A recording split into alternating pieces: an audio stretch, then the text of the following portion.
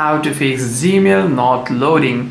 First, if you're having any kinds of problem on the Gmail application, what you want to do is you want to simply close the app completely.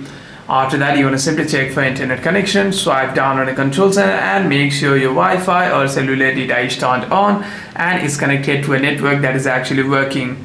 After that, if that is the case and you're still not able to use the app, you want to simply go to your Play Store and check for any kinds of update if it is available or not. Most of these Google apps are automatically updated. However, you want to check it just in case. If any kinds of update is available, you want to simply update it from here.